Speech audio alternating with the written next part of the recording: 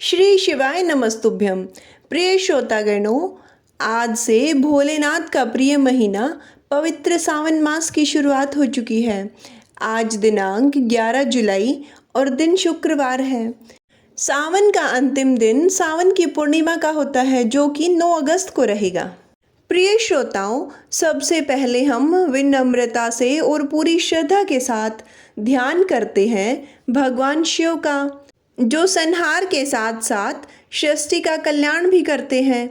माता पार्वती जी का, जिनकी तपस्या ने हमें यह सिखाया कि श्रद्धा से असंभव को भी संभव किया जा सकता है। और आज शुक्रवार के दिन माता लक्ष्मी का भी विशेष आह्वान करते हैं, जो समृद्धि, शांति और सुख की अष्टधात्री देवी है। हे त्रैलोकीनाथ शिव शंभु, हे जगत जननी गौरी, हे श्री हरि प्रिया लक्ष्मी माता, हम सब की विनम्र प्रार्थना है कि इस पावन सावन मास में हमें ऐसी भक्ति और ऐसी शक्ति और समृद्धि प्रदान करें, जिससे जीवन केवल सफल ही नहीं, शिवमय भी हो जाए। श्रावण मास की शुरुआत इस बार शुक्रवार के पवित्र दिन से हो रही है, जो स्वयं सौभाग्य और समृद्धि का प्रतीक माना जाता है। इसी मास में भगवान शिव की पूजा से जहां मोक्ष का मार्ग प्रशस्त होता है, वहीं माता लक्ष्मी और देवी पार्वती जी का स्मरण जीवन में संतुलन और सौंदर्य का संचार करता है। विशेषकर इस कलयुग में सावन मास का प्रत्येक क्षण पुण्यकारी है। यह ऐसा दुर्लभ अवसर है जब हर कथा, हर व्रत और हर शिव नाम कीर्तन आपके जीवन के दोषों को हर लेता है। प्रिय श्रोतागणों, भगवान शिव का ध्यान करते हुए आज की पावन कथा का प्रारंभ करते हैं। जब हम भक्ति करते हैं तो एक बात सभी के मन में होती है कि वही भगवान का सच्चा भक्त है, और प्रत्येक भक्त यही बात सोचता है कि उसी की भक्ति सबसे सच्ची है। लेकिन कई बार ऐसा भी होता है कि भगवान भोलेनाथ अपनी भक्ति की परीक्षा ले रहे होते हैं और सबके बीच में सच्चा भगत कौन है, इसे भी जाहिर कर देते हैं। सच्ची भक्ति क्या होती है यह भी बता देते हैं, और समय समय पर ऐसे चमत्कार होते ही रहते हैं। एक बार ऐसा ही हुआ।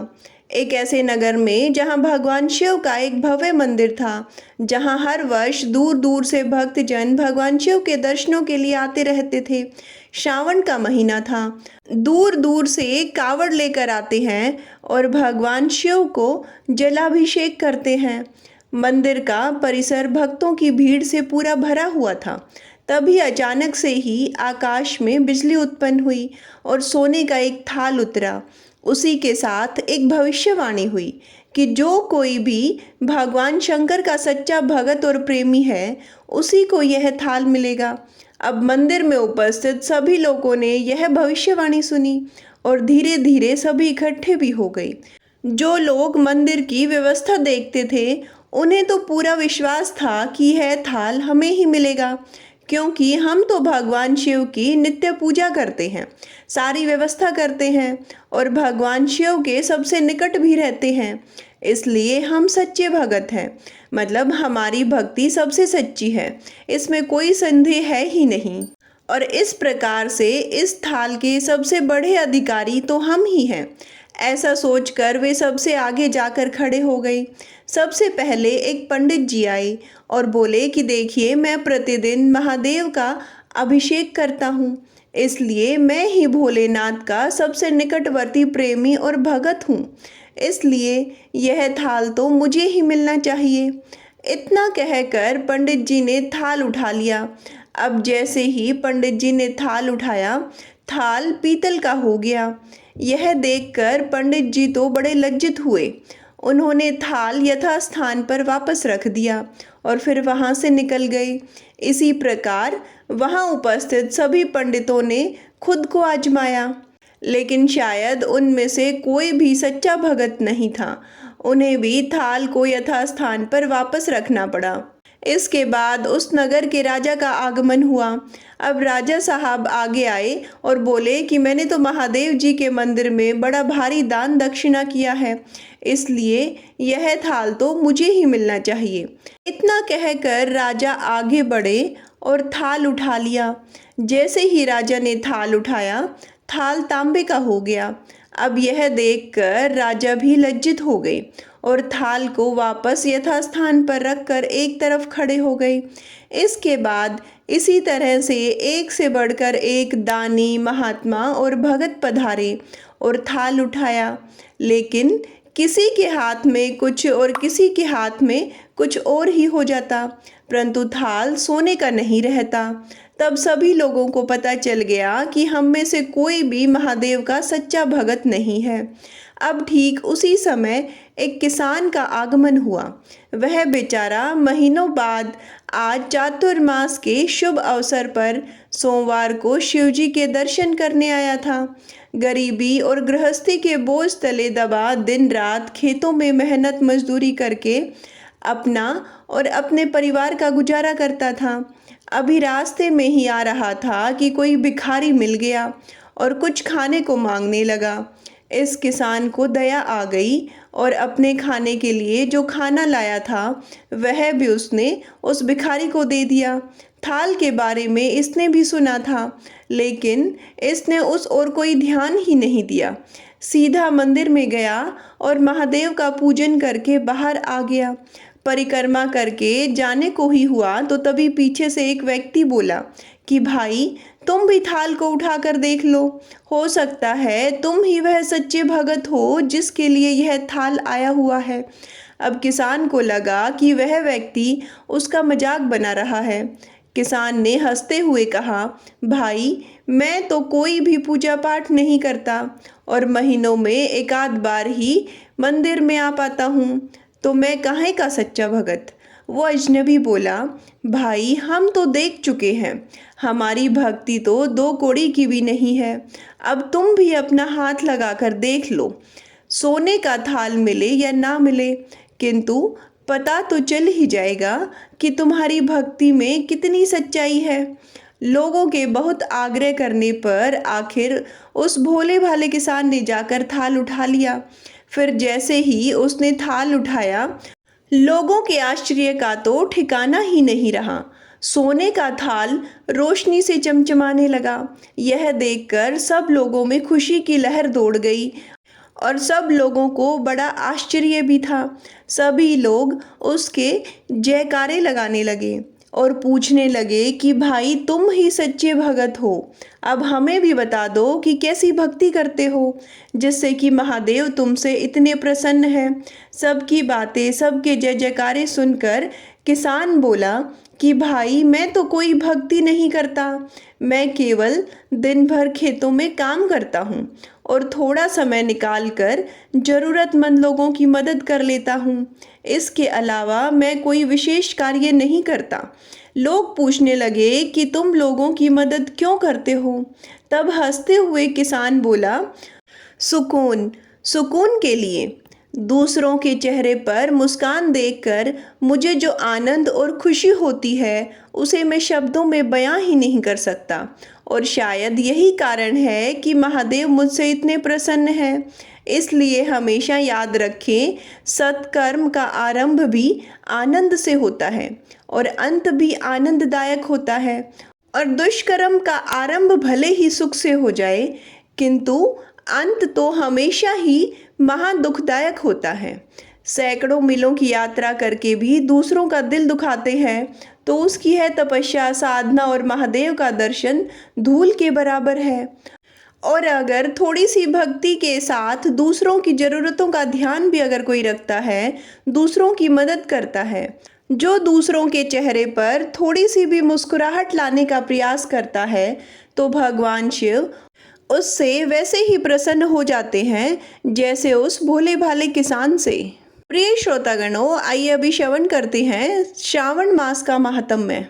नैमिषारण्य के निवासी महर्षियों ने लोमहर्षण सूत जी से एक बार पूछा, हे महाबुद्धिमान सूत जी, प्रभास क्षेत्र का क्या महात्म्य है, यह हमें बताने की कृपा करें।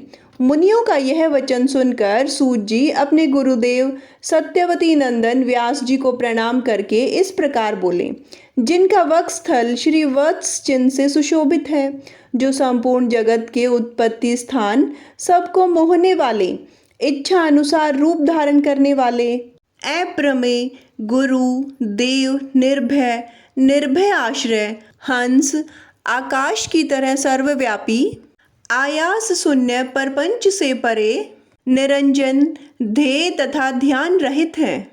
ज्ञानी जन जिन्हें अस्ति नास्ति अर्थात भावाभाव स्वरूप कहते हैं और जो दूर से दूर और निकट से निकट है, मन से जिनका ग्रहण नहीं हो सकता, जो परम धाम परम पुरुष नाम से प्रसिद्ध जगन्मय हृदय कमल के आसन पर विराजमान तेजो रूप तथा इंद्रिय रहित है, ऐसे परमात्मा को नमस्कार करके मैं पाप नाशिनी कथा का आरंभ करता हूँ। आप सभी अब ध्यान पूर्वक सुनिए। यह कथा श्रद्धालु और शांत द्विज को सुनने योग्य है। जैसे सब देवताओं में देव महेश्वर श्रेष्ठ है, जिस प्रकार नदियों में गंगा, वर्णों में ब्राह्मण, अक्षरों में ओमकार, पूजनियों में माता तथा गुरुजनों में पिता सबसे श्रेष्ठ हैं, उसी प्रकार सभी शास्त्रों में स्कंद पुराण उत्तम है। पूर्व काल में कैलाश पर्वत के शिखर पर ब्रह्मा आदि देवताओं के समीप पिनाकधारी भगवान शिव ने पार्वती जी के सम्मुख स्कंद पुराण सुनाया था।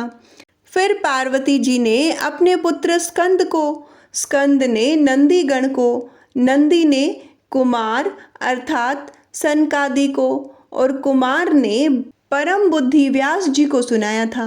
व्यास जी के मुख से कही हुई उसी कथा को मैं आप लोगों के सामने कहता हूँ। अब आप सब महर्षि सद्भाव से युक्त हैं, इसलिए मुझे आपको स्कंद पुराण संहिता सुनाने के लिए उत्साह हो रहा है। प्राचीन काल में ब्रह्मा जी ने बड़ा कठिन तप किया, तब 6 अंग पद और कर्म के सहित वेद प्रकट हुए और फिर सर्वशास्त्र में संपूर्ण पुराण का प्रादुर्भाव हुआ, जो नित्य शब्द में पुण्यजनक तथा 100 करोड़ श्लोकों से विस्तार को प्राप्त हुआ। ब्रह्मा जी के मुख से कर्मशः ब्रह्म पुराण, विष्णु पुराण, शिव पुराण, स्कंद पुराण, भागवत पुराण, भविष्य पुराण, नारद पुराण, मार्कंडे पुराण, आग्नेय पुराण, ब्रह्मवैवर्त पुराण, लिंग पुराण, पद्म पुराण, वाराह पुराण, वामन पुराण, कूर्म पुराण, मत्स्य पुराण, गरुड़ पुराण और वायु पुराण का प्राकट्य हुआ। इन 18 पुराणों का नामोच्चारण सभी पापों का नाश करने वाला है।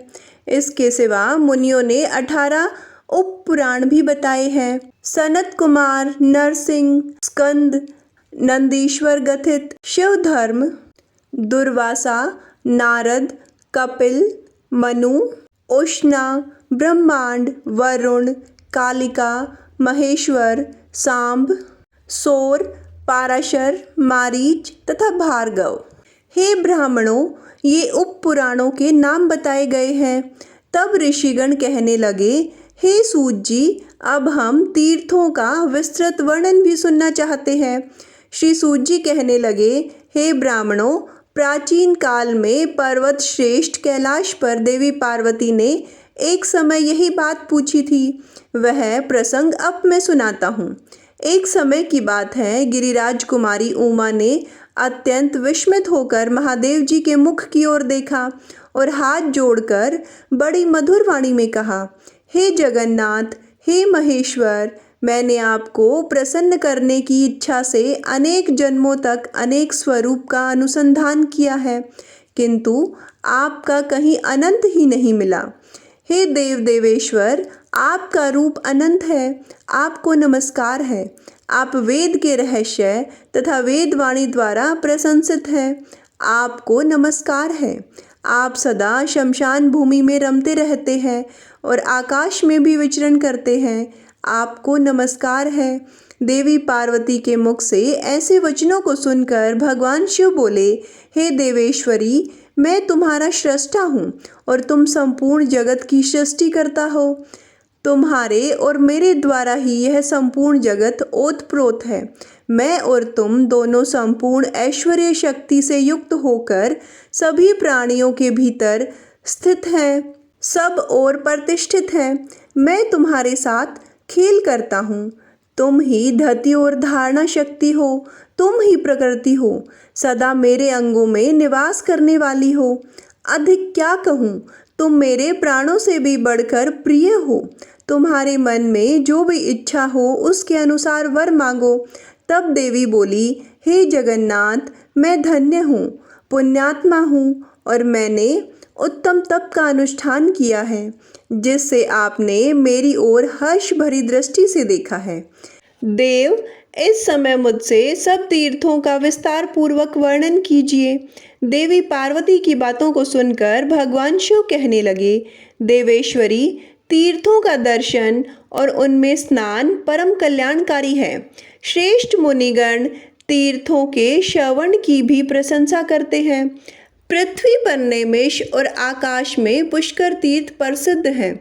इनके सिवा केदार, प्रयाग, विपाशा अर्थात व्यास, उर्मिला, कृष्णा, वीणा, महादेवी, चंद्रभागा, सरस्वती, गंगा सागर संगम, शुभदायिनी काशीपुरी, महाभागा शतभद्रा, महानदी सिंधु, गोदावरी, कपिला, महानदशा शोण, पयोधी, कौशिकी, देवखात, गया, द्वारावती तथा महातीर्थ प्रभास, यह सब पापों का नाश करने वाले हैं। ये सब तीर्थ जो इस समय पृथ्वी पर उपस्थित हैं, उनका दर्शन करके मनुष्य का फिर इस संसार में दोबारा जन्म नहीं होता। वायुदेव ने कहा कि पृथ्वी पर 3.5 करोड़ तीर्थ हैं और वे सभी महापापों का नाश करने वाले और परम पवित्र हैं। महादेवी, अपने धर्म की वृद्धि के लिए इन सभी तीर्थों की यात्रा करनी चाहिए। जहाँ शरीर से जाना संभव ना हो, वहाँ मन से ही जाना चाहिए। तब देवी बोली, हे प्रभु, सभी प्राणी सब प्रकार के उपद्रवों से ग्रस्त हैं। उनकी आयु बहुत कम है। वे अनेक प्रकार के व्यामोह से बंधे हुए हैं। त्रेता और द्वापर में भी ऐसी स्थिति रहती है। फिर भयंकर कली काल की तो बात ही क्या है। इसलिए प्रभु, उन सब के हित के लिए आप किसी ऐसे तीर्थ का वर्णन कीजिए जिसके दर्शन से सभी तीर्थों का फल प्राप्त हो सके। भगवान शिव कहने लगे, देवी, आप मेरे बाहर विचरण वाले प्राण हो। आप ही संपूर्ण जगत की उत्पत्ति स्थान हो। आपके प्रश्न के अनुसार अब मैं सभी बातों का यथावत वर्णन करूँगा। यह रहस्य का भी रहस्य है। इसको प्रयत्न पूर्वक अत्यंत गुप्त रखना चाहिए। नास्तिकों और पापाचारियों को कभी भी इसका उपदेश नहीं देना चाहिए। जिसके अंदर भक्ति हो, ऐसे उत्तम शिष्य और श्रद्धालु पुत्र को ही इस रहस्य का उपदेश देना चाहिए। हे सुव्रते, चराचर प्राणियों सहित संपूर्ण ब्रह्मांड में 3.5 करोड़ तीर्थ हैं। यह बात तो पहले ही बताई गई है और उन सब में छिपा हुआ श्रेष्ठ तीर्थ प्रभास है। इसे देखकर कलयुग के पाप से मोहित संस्कार रहित मनुष्य बड़े उद्वेग को प्राप्त होते हैं। जहाँ तहाँ क्रोधित हो उठते हैं। अपने आप में बड़प्पन का अभिमान रखने वाले और मिथ्या ज्ञान से मोहित जो अधर्मी मनुष्य भेद और कपट रखकर तीर्थ यात्रा करते हैं, वे तीर्थ में मृत्यु को प्राप्त होकर भी सिद्ध नहीं हो पाते। इसलिए अनेक तीर्थों और शिवलिंगों को गुप्त रखा गया है। वे कलयुग में पापाचारियों के लिए सिद्धिप्रद नहीं होते। जो क्रोध, लोभ और इंद्रियों को जीत चुके हैं, ऐसे दंभ और मार्ग से रहित ब्राह्मण, क्षत्रिय, वैश्य और शूद्र कोई भी क्यों न हो, अगर सद्भाव से भावित होकर उत्तम व्रत का पालन करते हुए तीर्थों का दर्शन करते हैं, तो उनके हित के लिए मैं त्रिभुवन विख्यात सर्वोत्तम प्रभास क्षेत्र का ही नाम लेता हूँ। जो लोग यम नियम से युक्त और अहंकार से रहित हैं, उनके लिए कहता हूँ, पृथ्वी पर सब तीर्थों में उत्तम एकमात्र प्रभास क्षेत्र मुझे विशेष प्रिय है। महादेवी, उस तीर्थ में मैं निरंतर स्थित रहता हूँ।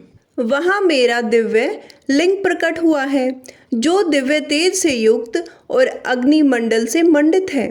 संसार की सृष्टि में हेतु, भूता, जो इच्छा, ज्ञान और क्रिया, यह 3 शक्तियाँ हैं, वे मेरे इसी दिव्य लिंग से प्रकट हुई हैं।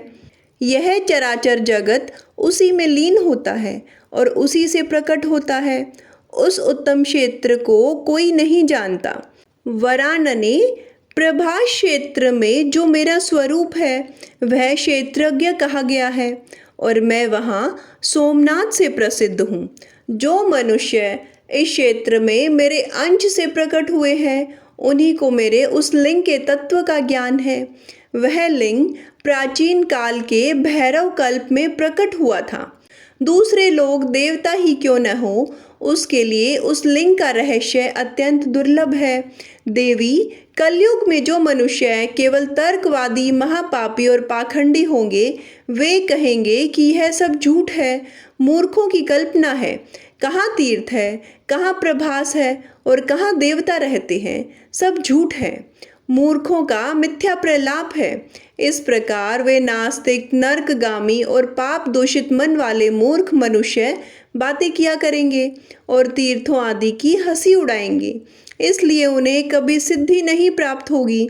जो मनुष्य शिवजी की निंदा में तत्पर रहते हैं वे तीर्थ में जाकर अगर मर भी जाएं तो पशु पक्षियों की योनियों में जन्म लेते देखे जाते हैं।